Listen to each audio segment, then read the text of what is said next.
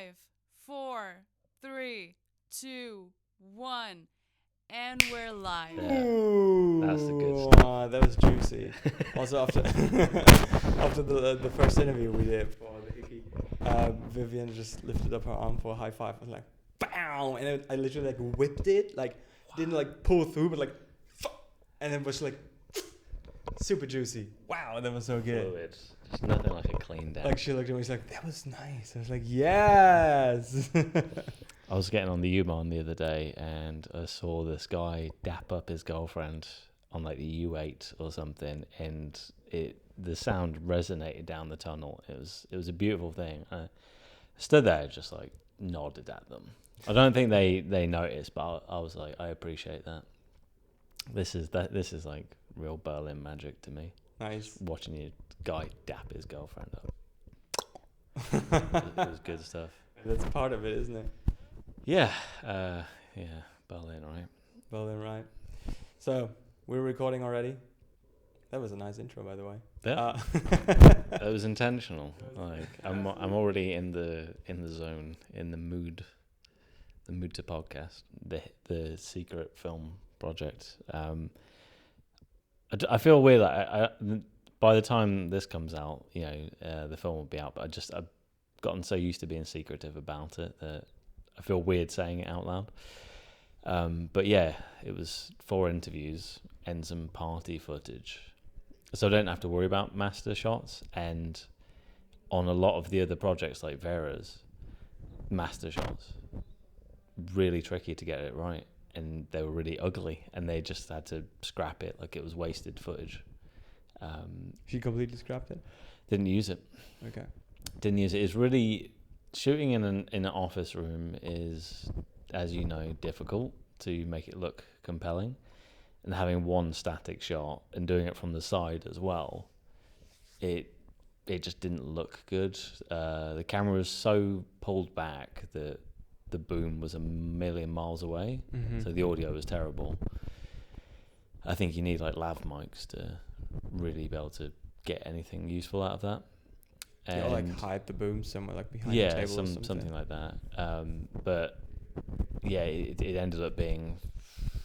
I don't think she used a single shot from the master, which makes the film feel a bit kind of jumpy, in a way. Like you're always kind of over the, almost like customers, over the characters' shoulders. That's weird, little Freudian slip there. We're all customers of some capacity. You can tell that I've been awake for like 30 hours now.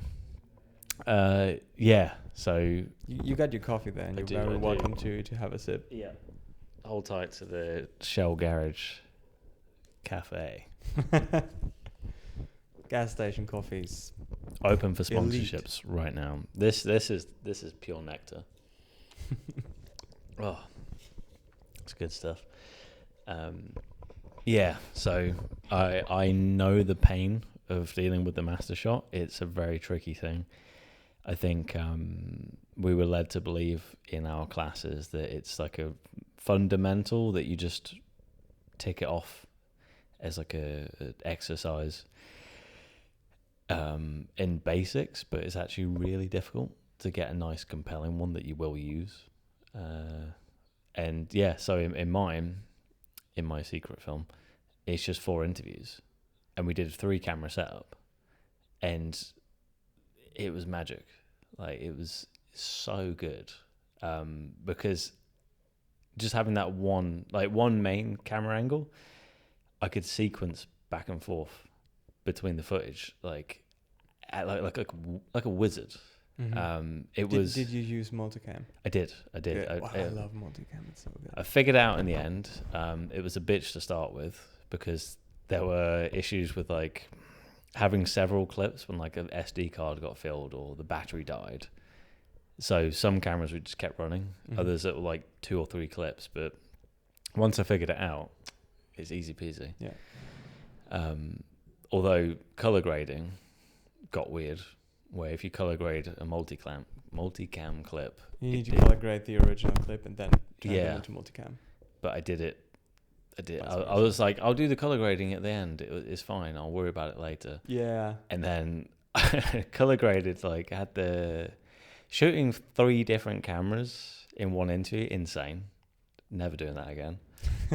But I color graded the podcast struggles. I usually have a 3-camera setup as well. Mm. So it's like I know the struggle. I was there in January this year, just fighting off the multicam setup. Poor man. But yeah, I color graded the Sony FX30 footage, and it was looking juicy. And then I switched to like the B cam, which is the Lumix, and all of a sudden everyone looked crispy as hell. Everything was super deep fried. I was like, when did my footage go to hell? So that was tricky, but yeah, it was so interesting for me to re-edit interview footage, because we talked the other day about reality TV and how they can kind of sew together any narrative they want by taking your words apart. I did so much of that, where the story that I ended up creating isn't really the one that they were telling in the interviews. I was just taking bits where I was like, oh, they said this thing here for like 2 seconds, and if I move that 5 minutes ahead, I can do all these different things. And it made it, I feel like I've not only made a film, but I've become a master in propaganda. I can just make up any old shit that I want. It's so easy to turn the narrative on something if you have the power to edit. Sorry, I didn't want to interrupt you. No, that was basically my point. Yeah, like being able to edit, you controlling reality. Yeah, some kind at least. But don't believe everything you see. He knows now. And we from Brand's shoot, we basically went through all the footage, and you know how often we had to repeat the lines, especially for Jack, and we came to the conclusion that Jack's character, Adam, just turns out to be a freaking menace. We took all the terrible takes, not that, like they were good, but all the takes where he seems to be a terrible person and put them in the film. Like he doesn't give a fuck about his girlfriend. And this adds up so nicely that literally we're sitting there at 2 a.m. in the morning last night, 2 a.m. in the morning, looking through the footage, and we are laughing our ass off. It's just so like, good. She's like, you should really look into that. He's like, okay, whatever. Anyways, my dream.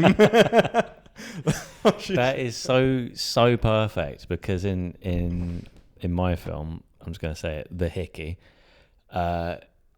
I had some brilliant footage of Jack, same guy, same actor, and I didn't even ask for you guys to film it when you were running around doing the interviews. You just got it without my direction, and then there's just this perfect moment where Vivian, like Vera says in the interview, like, "Oh, do you think it was Jack?"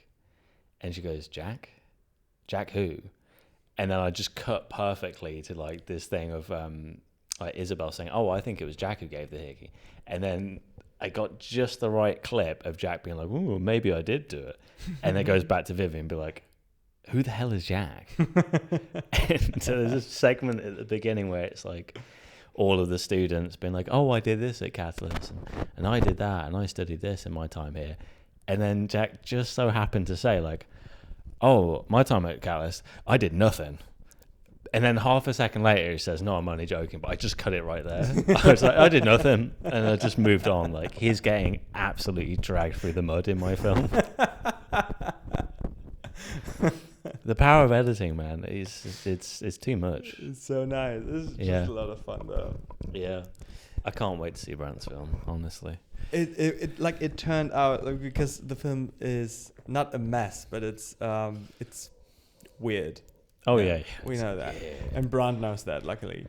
But we were starting to edit it, and then like Brand did like a first draft, and I was like, "Do we have another take? And then Brand was like, "But don't you think like he comes off a little bit too douchey?" And I was like, yeah, "Can he be douchey?" And he's like, "Well, actually, he can be douchey." Yeah, and suddenly we just picked all the douchey takes, and just like they like the characters that we created through the editing, they are so perfect for another because she is terrible.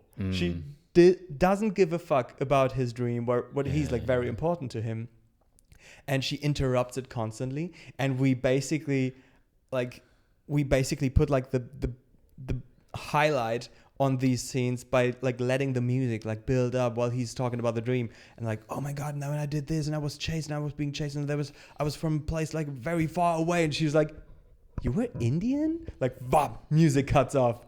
Like, she always like rips him out, and he goes like, yeah, fuck off, whatever. Next. Shut up, woman. It's so good. They're so terrible. Both are terrible human beings, and they're so perfect for each other. That's it's amazing. so good. It's so good. You'll love it.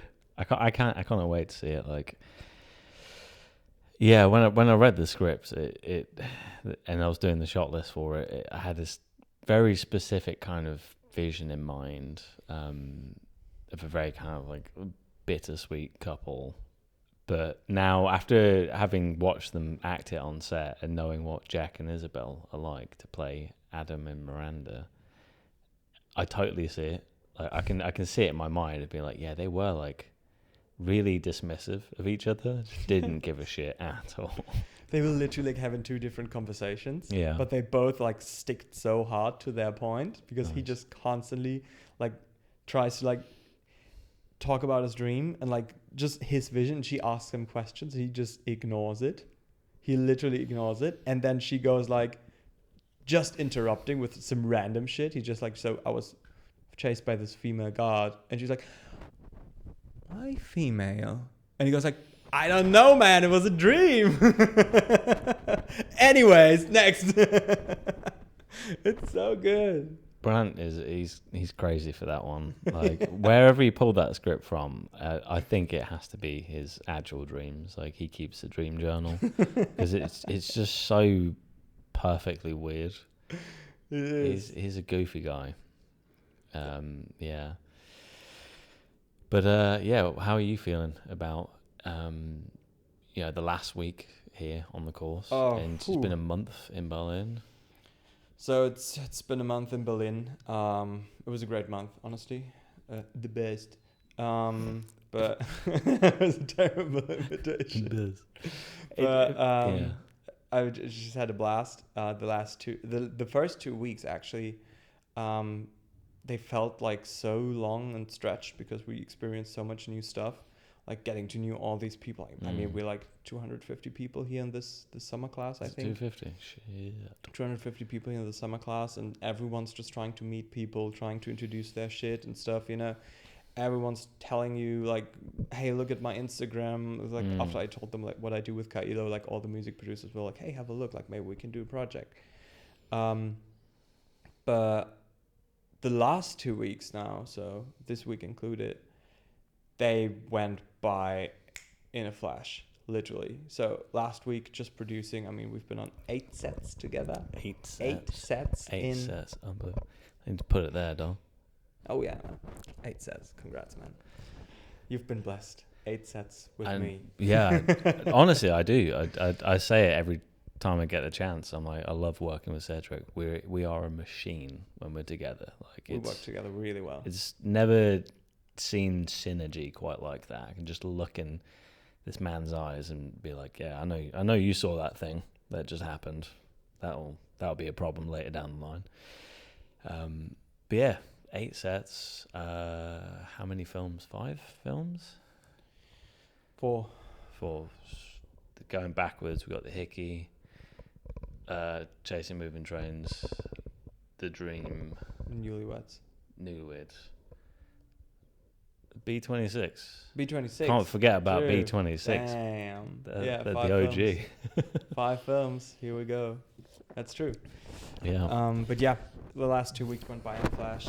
Also, like the last week now with all the editing going on. I mean, like I pushed all my caïlo stuff into this week, so I had last week off. So even when I wasn't like actually editing a whole film, I was still like so busy. So I don't know. It was a lot of fun, and I felt like I was really freaking productive, but just in a flash. What about you? How do you feel about that last day Summer class. Last day is hitting me weird. Yeah, as Cedric is already aware, I've been awake for the last 28 hours editing a 18-minute film. 18 minutes. The all in was one 5. day. The briefing was 5. But look, the art speaks for itself, and it could not be a minute shorter. The problem was the actors were giving such gold, such good material that I was like, it would be a crime to cinema if I cut any of this out. And I had to find a way to make it work. And watching it back, I was, the actors have done incredible work when, as you're editing it, you can see the waveform coming up and it just explodes because everyone's laughing. Like, we were waiting after a take was done, just holding it in, and then your guts are just exploding. And Anna, I counted by far the most goofs that had everyone in stitches. Yeah, Anna. Like, she was so funny. Anna was so funny. Like, her line, when she's talking about, like, oh, people think I can't be interesting just because I wear Skechers. Like, I care about arch support, but also I can play Lady Macbeth if I want to. Like, oh God, there's so many genius little bits, and I was like, I have to find a way to keep it in. I think once you see it, you'll be like, God damn it, he really did it. But yeah, so 28 hours on the run. God knows if I'll be conscious by the time the party happens later, but yeah, I feel very... We'll be off at 3, I think. So you can still have a nap. Dangerous territory. I falling asleep in the middle of the day is, who knows what might happen. It's not in my nature, but we'll see. Yeah, I think once the film is being shown, if it gets shown, I think we have an hour for all of the films. 2 hours. 2 hours? From 1 to 3, yeah. Oh, no, you mean tonight? At the party? Yeah, I'm not sure. Yeah, it said 8 till... It's either 8 till 9 or 7 till 8. Last checkbox. Yeah, and then it's like the teacher's speech. Like, who wants to see the teachers give a speech? I wanted to see the movies. I want people to see the films. I actually want to have the movies before the party, because I don't understand why we do like drinks and DJ and music and everything, and then we do the films. Like, wouldn't it make more sense to do the films and then everyone gets loose and just like... Yeah. I want to focus on the good work people have been doing. But yeah, who knows? Anyways, moving on. I don't know. I'll rant about it later today. It will become somebody's problem. That's all I can say. Just emotional. Like, I think I said it to you the other day, and I repeated it to Vera yesterday, that I was once told that working on a film set is like experiencing a full committed relationship. Like, you spend so much time around people and you get to know them intimately. This chair is so squeaky, I'm very conscious of it. Yeah, you get to know people so intimately over the course of pre-production and production, and then as soon as it's wrapped, it's just like from one day to the next, you're like, okay, all right, that's to the editor, see you later. Like, it's been nice being in your pockets every day for every half hour, and then all of a sudden it's just like a breakup and you have to let them go, and you're like, oh, okay, maybe I'll hear from you at some point, maybe we'll see you again. And that's really, like the whole course for me. Like, especially with Vera, I barely spoke to her on the first 2 weeks, and then I volunteered to be on her film, and all of a sudden we're like as close as you can get. We're just constantly like in communication about stuff. Like, we were texting at 4 a.m, like, what are you doing? I'm color grading. Yep, sucks to be you. What are you doing? I'm fixing sound. Like, I'm repairing damaged sound files. I'm like, yep, same. Did you do that as well? Sound repair? I've got sound to... Well, I'm really lucky. All the sound on my film is gorgeous. It's so good. I mean, we had the Yep. we had the sound designer doing the outside shots, and Yep. then we had basically in a controlled environment. Yep. So it's- But I'm very smart, Cedric. You have to understand, like, I know what I'm doing. Bro, I was shooting on a fucking busy train station. I know.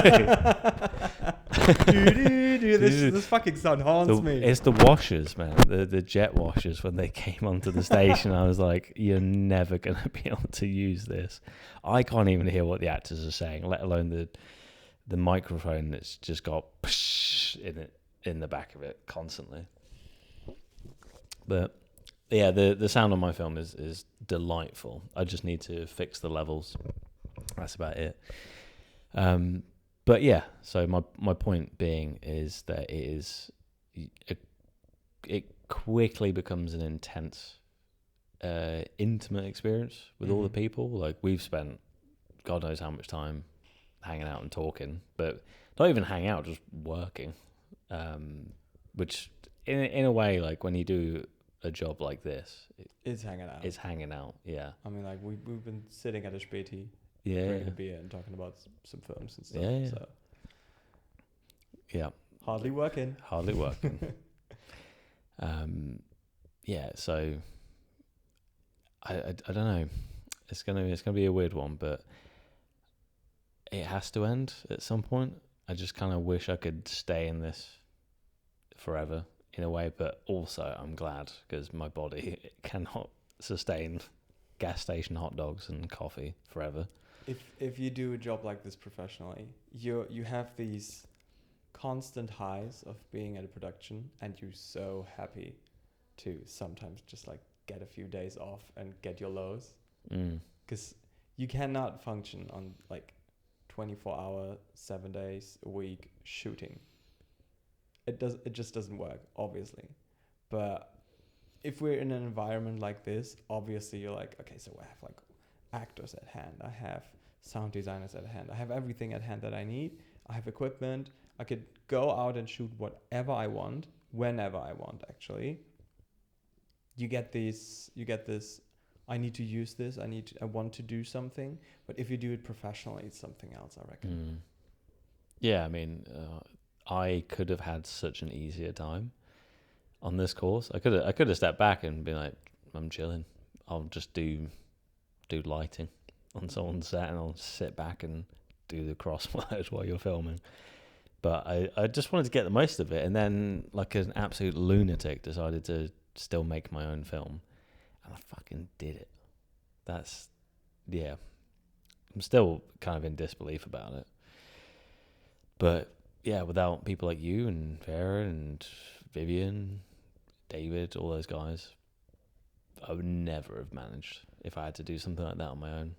And that is, the beauty of doing something like this. Mm-hmm. For sure. You just get the people at hand that are willing to do the work, put the work in, create something together. Yeah, it's that alone is worth like the price of admission, in my opinion. I think it's just the people, and it's literally like, yes, we have access to all the equipment, but it's the access to actors, the access to sound designers, to people who are willing to go through the mud with you if they see your vision, without you having to pay them. Because we're here to learn. We're all here to learn and to get experiences. And if you're out in the wild and you go for like, hey, I want to do like a film production, I have a budget of $0, no money at all. Can we do a shoot 5 days straight at Warschauer Straße at midnight? No one will say yes. No one will say yes, except for they owe you a favor. I mean, I'm still surprised people said yes to it in the first place. And I had multiple reasons for turning up to that set, but one of the reasons was just getting a weird kick out of it. I was like, this is going to be weird, and I get to say that I did it, so I'm going to go do it. And it wasn't weird. It was weird when the homeless guy started. when the homeless guy started leaking. saving our ass, that was like, yeah, that was bizarre. It was like helping protect the set and be like, leave those guys alone, even though he was crazy. Yeah, but still, you gotta work what you got at Yeah, hand, yeah, you you know? Like, Gotta take what you got. if it's a homeless guy who's interested in filmmaking, then You're hired. you're hired. I man. saw him when I was waiting upstairs at Vashar, and you were in the convenience store with Lucy. You were taking that one shot for ages through the window. Because we couldn't center it properly because there was something in between the windows. Yeah. The frame basically. Right. I think it's called window frame. But yeah, I saw that. I think last time I checked. Yeah, that guy.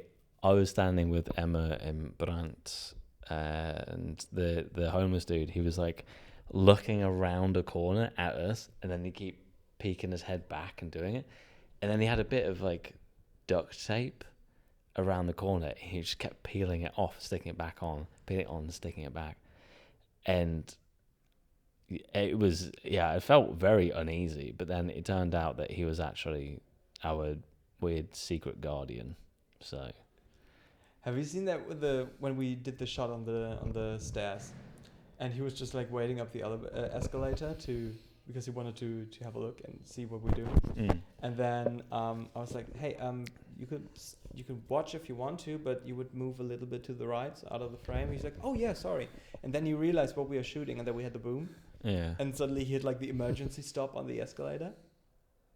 Did you? I didn't see that. You didn't see that? What? He hit the emergency stop on the escalator, so there was like an alarm going, and I was like, dude, and I was like, no fucking way, he ruined the shot. And then he was like, he came down to me, he was like, wait a second, and then the alarm stopped and the escalator was stopping, so there was no sound.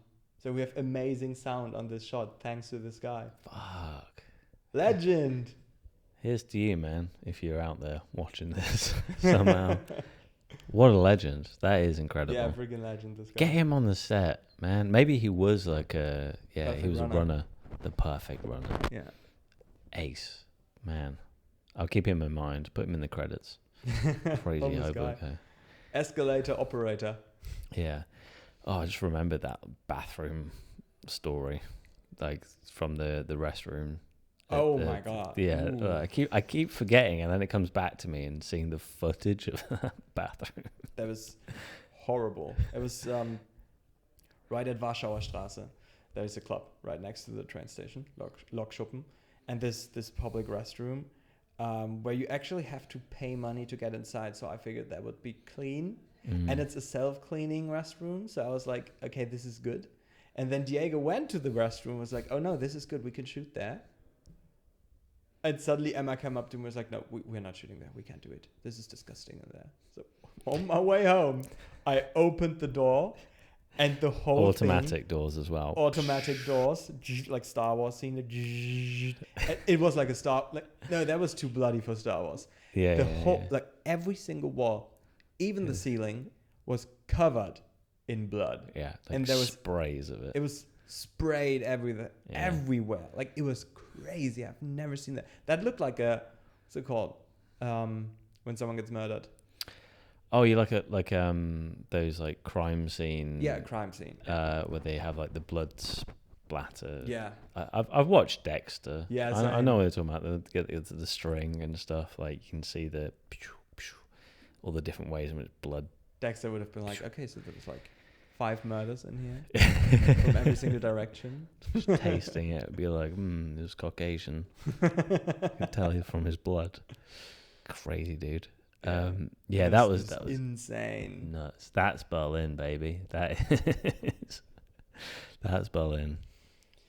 Insane. But Henry, last time, sorry, I did No, it's all right. face. Oh, I thought I was mimicking you. I'm so articulate today.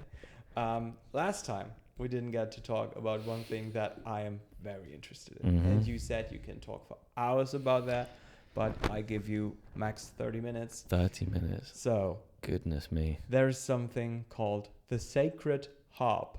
Harp. Could you please explain what that is? Because it's so crazy for me. Crazy. Okay. Where to begin with? So they call Sacred Harp a living tradition.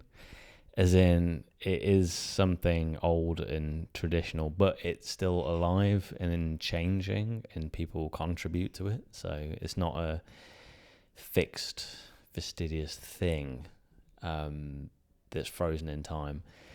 It is a singing community. It's, as far as I know, it's global, mostly in the West, but I've heard of it popping up in all sorts of places. So to start from the beginning, I found out about it when I was on a date with a girl in Copenhagen 7 months ago over New Year's, and she was an artist. She is an artist, not past tense. She is a scenographer. Do you know what a scenographer is? Sounds like setting a scene. Very, very good. Very good, Cedric. Okay. I'll shake your hand on that. Well done. Because I had no idea. God damn, this chair is squeaky. Yeah, so scenography is like the holistic art of everything that goes into a scene, whether it is theatre, film, television, performance art, anything. So it could be the structure itself, the way the artist and the audience inhabit it, the lights, the sounds, the smells, the texture. And it is the coolest job. So she was called Freya, or Freya.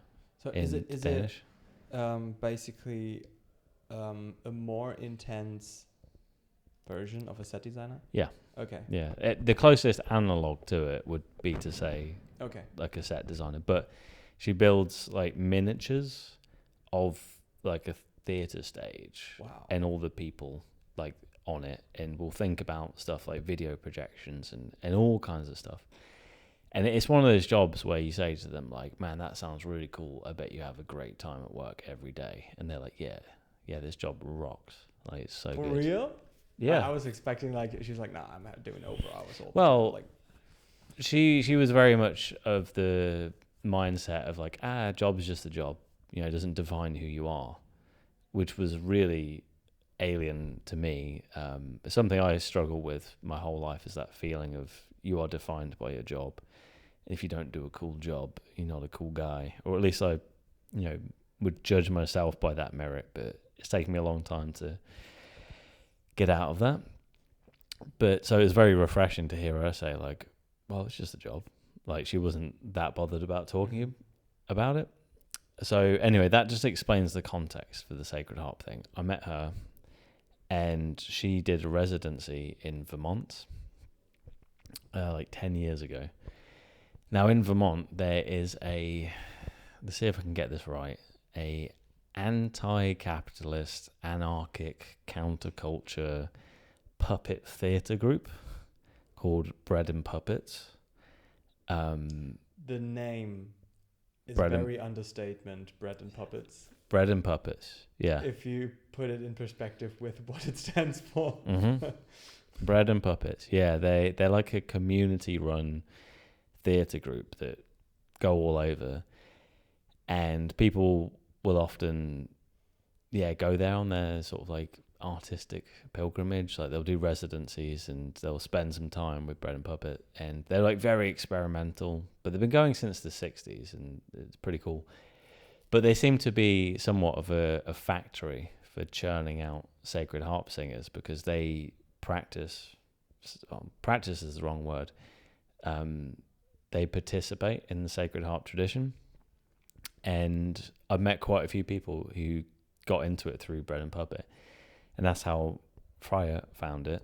And then mentioned it to me in passing, actually. It was I made a Kermit the Frog reference. And somehow through that, she mentioned something about Sacred Harp. And I said, oh, what's that? And she said, oh, it's this singing thing that I did in America where they sing a bunch of Christian doomsday songs.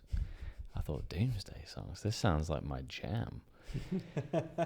I'm not, Christian myself. Grew up Catholic, but not practicing. Mm-hmm. Have my own interest in religion from a sort of removed point. But this this community, and that is what it is. It's a community. It's completely secular. Like, you don't have to be religious to participate. So to get into the details of it, that's how I found it, because I went on a date with a girl in Copenhagen, and then they just mentioned it in passing. I looked into it and then found out there was a group starting really close to where I live, in the Midlands, back in the group of Sacred Harp.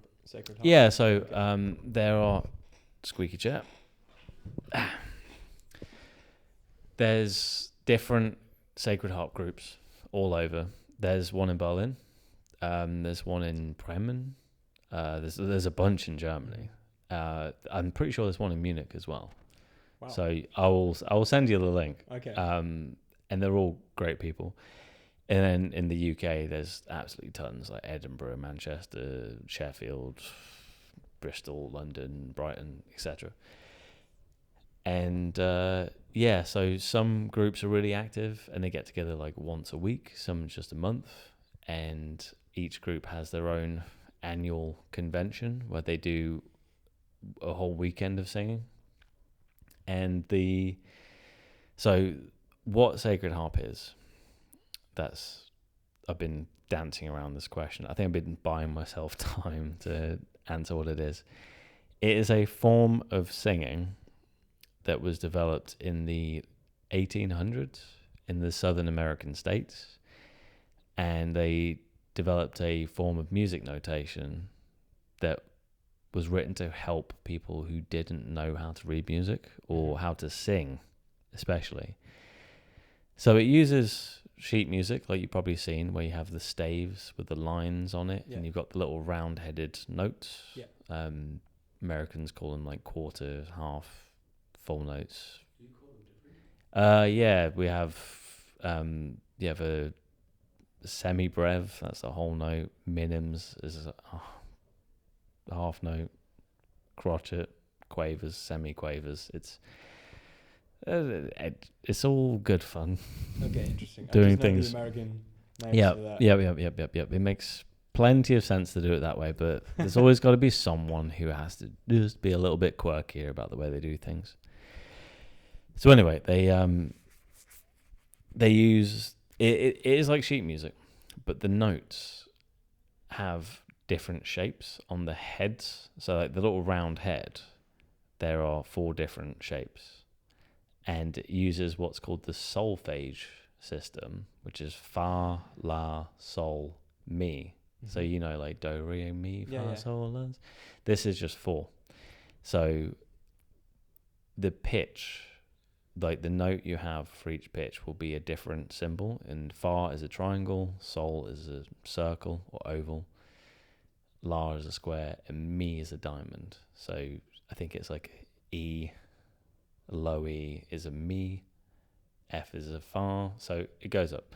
But anyway, I can't really explain to you why it works. It just does. It's one of those magical things of the human mind where when you start doing it, you quickly intuit how it works. And I started going to these singings back in March, so I've only been doing it for 5 months. Okay. And I couldn't really read music. I dabbled and I had a lot of sort of muscle memory, but I couldn't sight read worth a damn, and my music theory knowledge was really basic. But I started to pick it up just by going through Sacred Harp, and it's this incredible sensation of when you're sitting in the what's called the hollow square, and you start to get in tune with other people. And sit in a square shape, right? Yeah, so the one of the important facets of Sacred Harp is it's not choir. It is a community-based form of singing. So most of the people there won't be trained singers. They don't know how to control their breath properly. They won't know things like tone color of like the specific way in which you make a note. And because of that, it creates this really rich texture where some voices are slightly dissonant, some are slightly out of key, but it adds to it and it makes this really beautiful sound. And the songs are arranged in what's called 4-part harmony. So in like a choir, I don't know too much about choir myself, but sometimes they're just singing around the same pitch. But with Sacred Harp, 4-part harmony, you have these different voice parts. So I usually sit in tenor, then you have bass to the left, alto, and treble on the right. And the center is empty. Let's call it a hollow square. And the leader will get up and stand in the center. And the leader can be anyone. We basically take it in turns to pick. So if it's a small group, you go around in a circle. If it's a really big group, you will sign up to say you want to lead. And when it's your turn, you get up and you just say the number of the song. In the book, we have our own book. It's very cool. It looks like the Bible. But cooler. But cooler, and it's green. And full of music, yeah. Green and gold. Luxury. So there'll be like a song on one half of a page, and you'll say 58 on the top, or like 63 on the bottom. And everyone will turn to the page, and you get up and you stand in the middle of the square, and someone will key the notes, or the key that the song is in. I can't do it because I don't have that sort of pitch sense yet. Mm-hmm. But there's always someone who's usually pretty experienced, so they'll So let you you just. don't lead usually? I do, Okay. even though I've got no idea what I'm doing. You don't have to key to lead. Okay.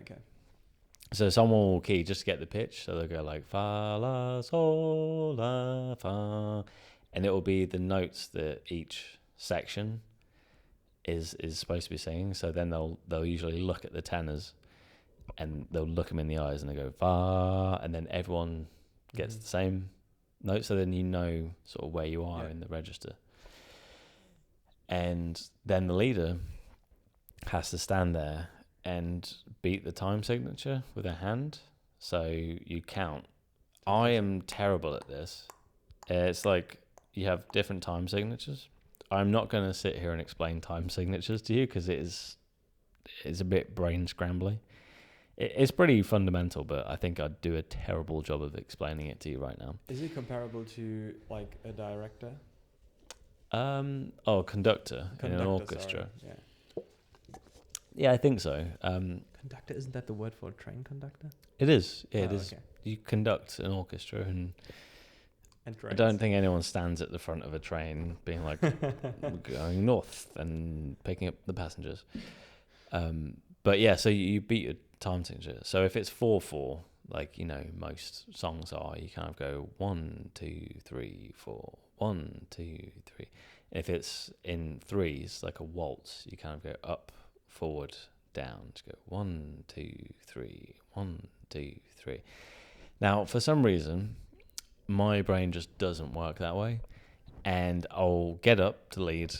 I'll be holding the book in one hand, and I'm trying to sing along, and I'm doing the hand thing, but it just goes completely west, and all of a sudden it just turns into jazz hands, pretty much.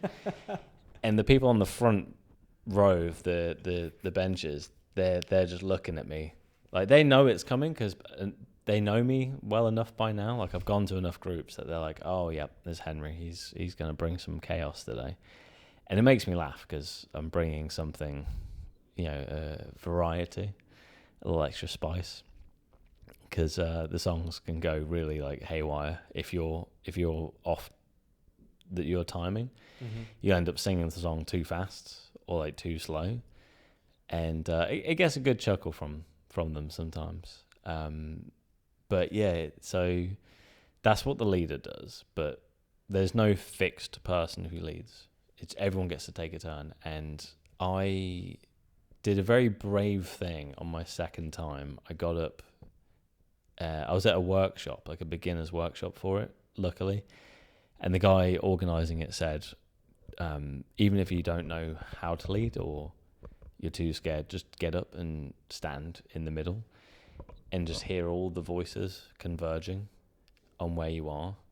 And it is insane, the feeling you get when you've got like 50 people all not screaming, but hollering in your direction. Like you just get goosebumps all over your arm. It feels amazing. And now I have a really bad habit of trying to convert people. I think half the people at Catalyst have heard me talk about Sacred Harp, and the other half have heard me try to convince them to come. I did manage to drag a couple people to a singing, and I think it might have been a bit intense for them. But I always have to back it up by saying it's not a cult. It's not a cult. You always have to, because at the beginning, to me, it sounded like a cult. It does sound very culty. It kind of just takes over your life, but it's because it's so positive and nice and wholesome that you just can't help but want to share it with everyone, which I'm sure is exactly what cult members would say. It's really nice being in the cult. You should try it sometime. And it's a great honor when the big leader comes. Well, that's the thing. We don't have a charismatic leader. Like, there's no central figurehead, and they don't take... there's no sort of financial incentive. Like, it's a donation-based system only for when they have to rent a space to sing in. So it's just venue hire. That's it. There's no organisation. It's all completely community run. Like the people who make the books, they're based in America. They have their own font. They have their own typeface that one of the singers made somewhere. And the merch is supreme. It's so good. You wear some Sacred Harp merch right now? Not right now. Do I have any Sacred Harp merch? I might just bootleg some, to be honest, because it's really hard to get. Like, there were some hats.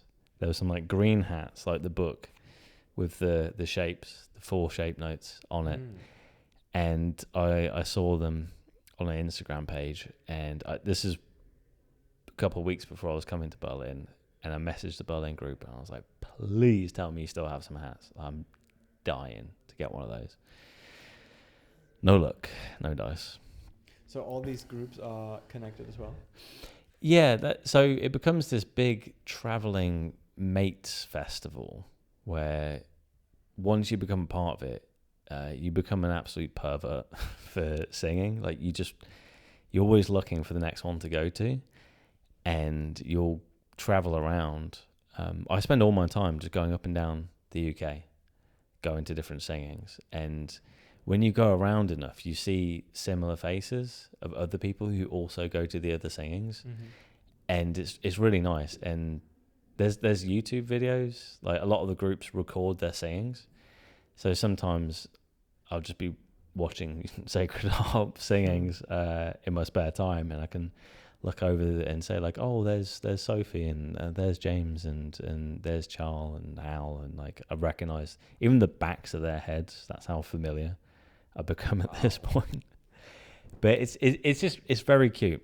And yeah, so like the conventions, like the all days they have, they call it an all day, but usually it's like 10 till 4 on like a Saturday and a Sunday, just non-stop singing. And then afterwards, well, in the middle they have a potluck, like a lunch. Everyone brings a bit of food they've cooked or brought. You eat together, you do some more singing, and then you just go to the pub afterwards, and it's yeah, and it's just really nice. Like, I can't say there's been a more positive influence in my life than coming across Sacred Harp and all the lovely people in it. But yeah, the songs are certified heaters. Some of them are just whoa. It's good shit. What kind of songs are they playing there? You said it's like Christian music? Yeah, I should probably address the big old Jesus-shaped elephant in the room. Little dramatic pause there. Break. It's always fun. Yeah, try not to offend anyone. That's my consideration here. So the tradition is that these songs were written, a lot of them were adapted from like poems or psalms, like religious texts from the early 1800s and older. Like, some of the songs have a very medieval feel to them, which is really cool. And it's called Sacred Harp for a reason. You know, the harp is quite the old instrument Yeah, I already. think the idea is that the human voice is this sacred instrument, so that's what they called it, the Sacred Harp. But beyond that, I don't really know why. But yeah, so the songs were written by the Americans in the 1800s, and this was a time when life was very, very tough, and you were lucky if you lived to be 30, and there wasn't much to look forward to. Everything kind of sucked, so the only thing you really could hope for was to die and go somewhere pretty damn nice if you've been a good boy or girl, or otherwise. And so a lot of these songs, it's just all about death. It is all about death, man, and it's great. The lyrics are really wretched, and they're all about, oh, take me to that happy place. When will my time come? Jesus, take me away, for I am a lowly, wretched worm. Like some of the lyrics, you're just reading it out loud, and you're like, wow, this is really like, it's a lot of self-hatred kind of coming out of it, all this guilt. I mean, you played in a metal band before, so. Yeah, that I did, and an emo band as well. So I know a little bit about wallowing in misery. But this is like, I don't know. Even if you're singing lyrics that are like quite wretched and dire, the sound of it, and when you're singing it with all these people, you can't help but smile. Like sometimes I have these sort of bursts of emotion. I've started laughing out loud in the middle of a song, just out of pure ecstasy. I don't know why. It's just something about being in a room with all these people and your voices are resonating. Just tickles me in a particular way that I, just end up having fits of giggles. I did hear from someone that apparently, do not quote me on this, I'm not a neuroscientist, but there's a part of the brain that either produces or releases a chemical when you are in a group singing, like all the voices, when voices harmonize, somehow it like resonates with that part of the brain, and it releases some kind of endorphin high type of thing, which I can imagine is part of our evolutionary biology. I think it's probably one of the weirdest things I've ever said on record, and it's probably definitely wrong. But I feel it. I feel it. We're not here for the facts. We're here for the opinions. It's but there is this feeling of just like when I started. So it's probably good to mention I have no experience in singing. Before I started doing this in February, I was terrified at the thought of singing in public. There's only 2 occasions I ever sang, in the shower or blind drunk karaoke. I have some friends who weaponize that against me quite often whenever they see me, which is fine. But yeah, I never thought about singing in public ever. And then after that date, somehow I just decided to give it a try. I'm in a very experimental phase of my life. And when I first went, I was very much hiding behind other people's voices. I kind of didn't have the confidence. I didn't know where my voice was. And I found it really hard to keep my voice stable because it would always sort of break. I couldn't stay in like one pitch. So I'd have someone with a stronger voice like sitting next to me, and I kind of just like hide behind. And then eventually I kind of picked up a bit more confidence, and then I get to parts in the song where I'm like, oh, okay, I know where this is going. I can feel intuitively, and you just kind of go for it. You just give it some, and you really hit that note. And when you're in tune with just a bunch of other people, god damn. It is a great feeling. Yeah. Like I even have it when I sing in the car, and my girlfriend, she's a trained singer. Yeah.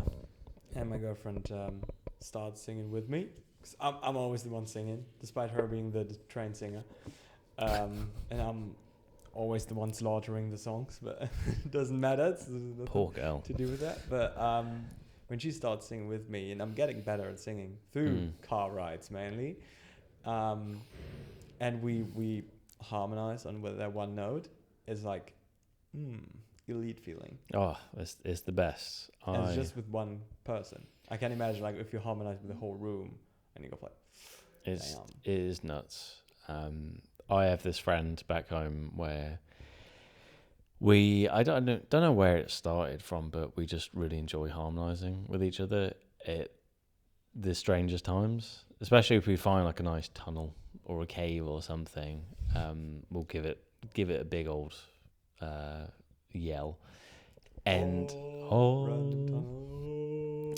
and I remember a few months back we were in the restroom at the back of a pub or some venue or something. We were pretty half cut, to be honest, and he saddled up next to me while I was at a urinal. He was standing next to me at the other urinal, and then we both just started giving it quite loudly. And we were doing this for long past when the streams had stopped flowing because we were just enjoying it so much. And then this guy who'd been in the cubicle behind us the entire time, he sort of really sheepishly opened the door and was like, "Can I come out now?" He had no idea what was going on. But I like to think that he was enjoying it as well. It's either that or I have to face the fact that I'm just a menace who terrorizes poor people who just want to go to the bathroom. Yeah. So yeah, I feel like I've missed so much stuff about Sacred Harp and taken a really zigzaggy route, but it's all I can say is listen to it. You can't get the full effect on YouTube, but when you listen to the songs, you understand that we don't practice, we don't rehearse, you just participate. You just come, you get involved, and you don't even have to. If you want to just come and watch, take some photos or whatever, like groups are always happy to have you just sit there and enjoy it. But you get there, and then they start the song straight away, and I don't know, like there's like 600 books in the song, songs in the book, and there are multiple books, and we sing through the melody all the way through, and then you go back and you do the lyrics. So you're going through the melody and you're literally just singing the shape notes. So you go like fa la sol la sol la fa la sol la sol all the way through, and then you go back and you start again doing the words. And as the song goes through, the leader picks out which verses they want to do, because some songs have multiple. Some songs are really long, and if you did all 4 or 5 verses, it'd take forever. So you get to the end of a verse and they'll stick up their hand and usually say out loud, like right before you start the next one, like 3. But yeah, to address the Jesus thing properly, because I think I didn't do a good job of that. Briefly scratched. I was giving some context of the time in which this practice developed. It was a deeply religious time, but then it almost died off, and I think in the 90s it came back in a very grassroots way, and then spread to the UK and came from there more so. But we sing hymnals because that is the tradition, but also it's like there's such a wealth of material to draw from. It's formulaic, and most people will know the song. Like, it will feel familiar, because a lot of songs actually, when you trace it back, they come from hymns. Really, like the structures of the music is hymnal. So when you start singing it, you feel like you already know a lot of the songs already. So that's interesting. yeah. So you know the riffs, for example. Yeah, you can kind of just feel where the melody is going. So I, as I said, I sing in the tenor section, and the tenor section carried the melody. The other parts they join the harmony.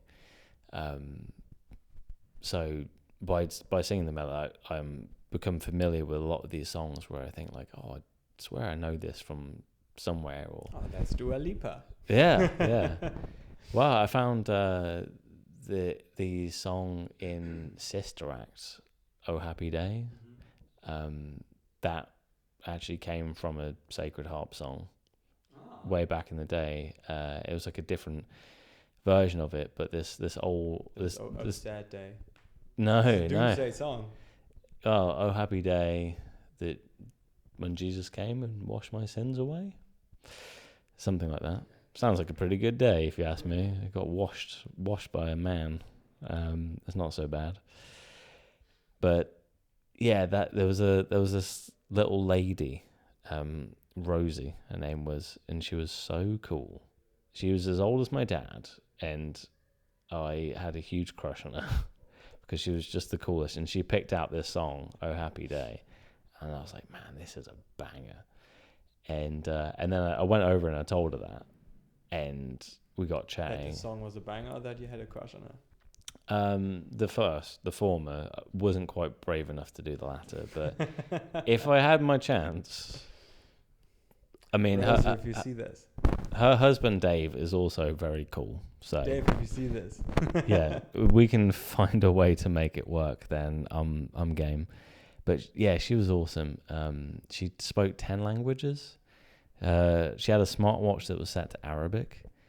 And she pulled out a recorder and started banging this like little medieval dance melody on it during the lunch break. And I was like, you're sick. You are so cool. Yeah, it's like a sort of mother girlfriend figure thing going on here. The mum girlfriend. I don't know which way it was going, but yeah, it's not all just old people. what's the average? I would say it's kind of 50-50. You got people like me, a lot of folks in their 20s, and then maybe 50% are an older crowd, which is to be expected. But I've met lots of really, really cool people, really diverse community as well, and it's super, super inclusive. It's not often you find something in life that you can do for free. And other people are committed to it and love it enough that you don't have to persist to make sure you see them again. Like after this course ends next week, there is a 3-day camp that's just singing happening on a beach called Camp Do, like Do Re Mi. And it's the day I get back. The day after I fly back next week, I'm just going straight to this beach and singing for 3 days. And everyone's going to be there because they're like, everyone was saying like, this is the event of the season. Like you can't miss this. It's going to be live. But as we say, like voice wrecked, heartful. That's usually how you feel like when you walk away from a singing. So yeah, that's a bit about Sacred Harp. I could talk about all the songs and all the different things and all the people that I've met forever and ever and ever. But maybe next time, episode 3. I can see that. Yeah, next time we can go deeper into Sacred Harp. And I'm being very honest, Henry. Next time, I would love to have you on the show where you promote your first film. Therapy, fucking dope. Because I can see you pursuing filmmaking further. Oh yeah. You're loving it. You're like so into it. You're loving it. It's basically your hobby to go to the movie theater. And next time you're on the show, I want to have you promote your own film. That'd be dope. Hell yeah. I mean, I'd love to come out to Munich and find some way to get on a set together. Absolutely. That'd be the dream. Bring back the team, make the magic happen.